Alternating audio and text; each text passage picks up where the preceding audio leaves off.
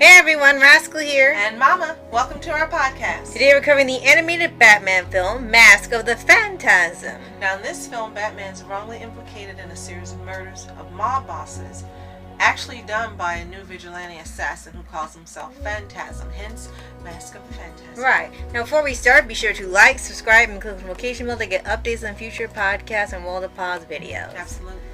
We've been wanting to see this movie for quite some time. When we were told on Twitter that this movie was now on Netflix, we immediately went and added to our watch list. Yes, because we have heard many times that is considered one of the best Batman films ever made. And when we saw it, we were expecting something a little different, but still enjoyable film nonetheless. The thing about Phantasm that from what people were saying and from the trailer and the description, it sounded like the mystery. Like a mystery on who was Phantasm. The only issue, and I will not spoil it, is that, at least for me, I knew who Phantasm was before it got to the halfway mark of the film. And she did, and when she told me, I stared at her like, if you're right, do you know you just ruined this movie? And I was like, wait a minute, why is it the same thing? We won't give away who is Phantasm, but it seemed like something that usually is a trope. That's the most I can say. Well, this movie originally came out in 1993, so that means that Kevin Conroy, the illustrious and the wonderful Kevin Conroy, voiced Batman. Yes. And at that time, the people that starred in this movie were a cavalcade of stars. You had Dana Delaney, who played Andrea Beaumont. And here's a fun fact, like Bennett says, her great-grandfather invented the toilet.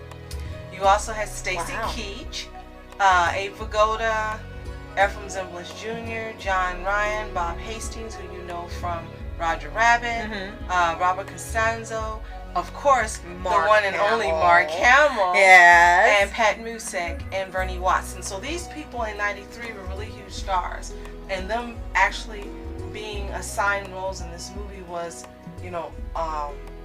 fantastic and a momentous occasion, right? Because these were people that also, except for Kevin Conroy and Pat Musek and Mark Hamill, did not do voice acting, and they did a fantastic job. Yes, exactly.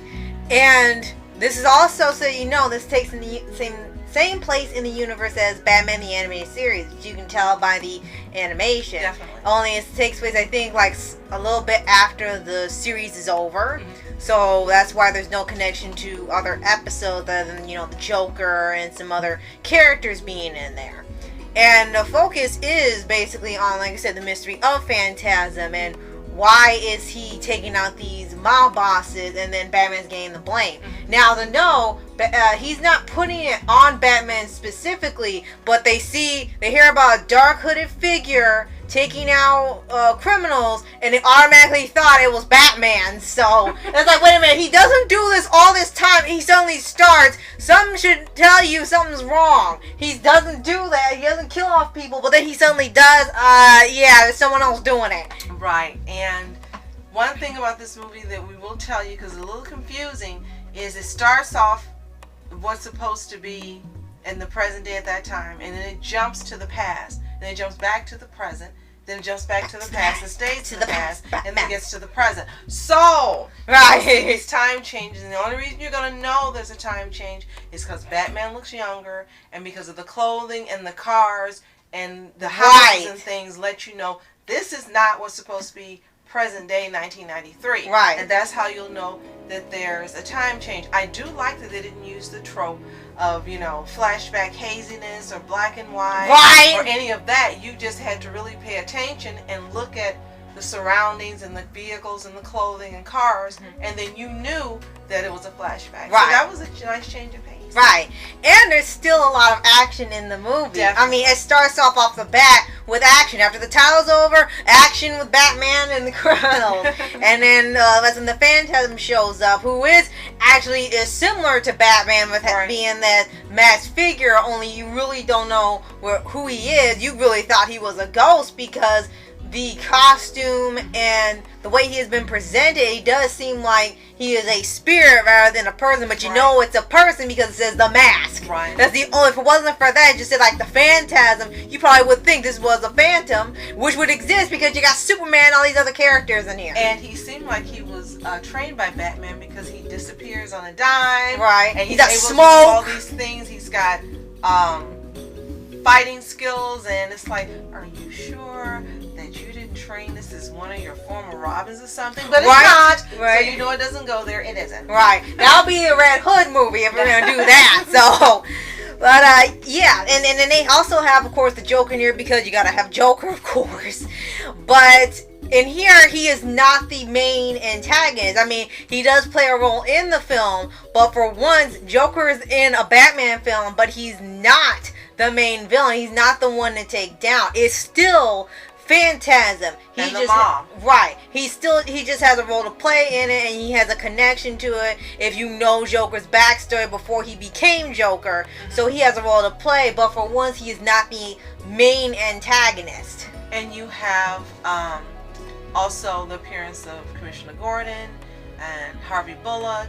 So these are characters you're familiar with as well, because outside of the Joker, of course, Alfred, Gordon, Bullock, and the Joker, you don't know any of these characters. Right, unless they're all you have new. read comic books. Right, they're all new, and they don't dive into established characters like Nightwing or Robin or Batgirl or any of them. But I think for this movie, and during the time period it came out, I think they assumed you had read the comics that the movie's based on, and that you would be familiar.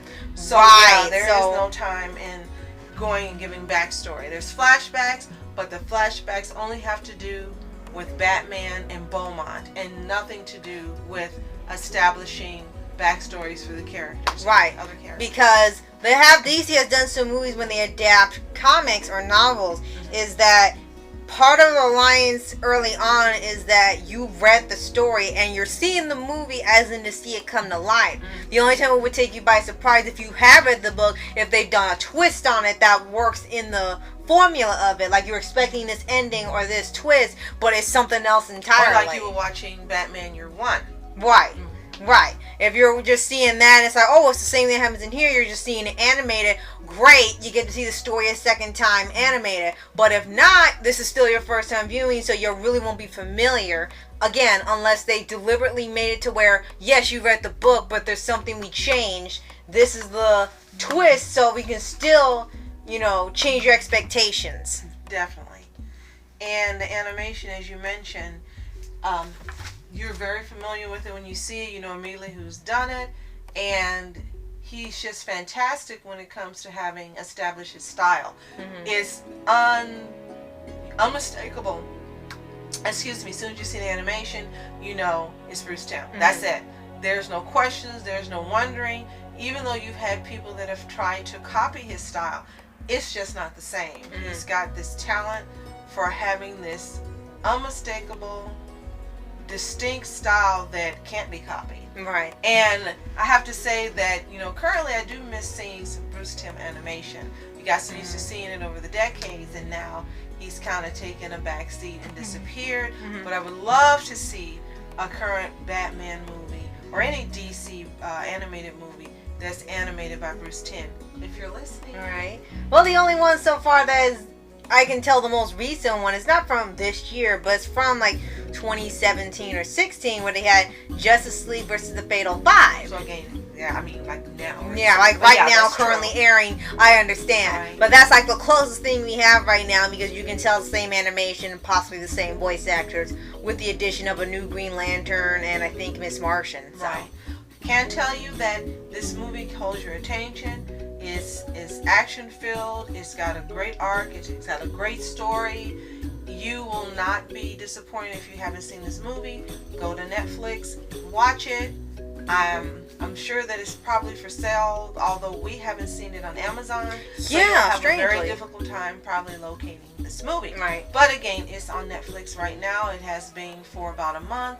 And if you haven't seen it, it's worth giving a try. It's one of those great DC animated movies that deserves to be watched. Right. We definitely agree with the reviews and the recommendations we received. Right. Oh, and be sure to like, subscribe, and click the notification bell to get updates on future podcasts and Roll to Pause videos. Definitely. Now, if you have seen this movie, before Netflix, let us know what you think in the comments below. And if you also happen to read the comic that it was based on, let us know, did it stay true to the comic? Right. So thank you so much for watching. I'm Ask Entertainment. And I'm Mom Entertainment. Have a fantastic day. Peace. And reporters sitting flashing lights, trying to walk around, man, who the hell are you? What you wanna do? Well, man, it's on you. Man, it's on you. Hit her in my dreams, she was my queen. A castle in the mountaintops, rivers and streams. Plucking sunlight from the sky in my pocket. Give it to you later on in the form of a locket.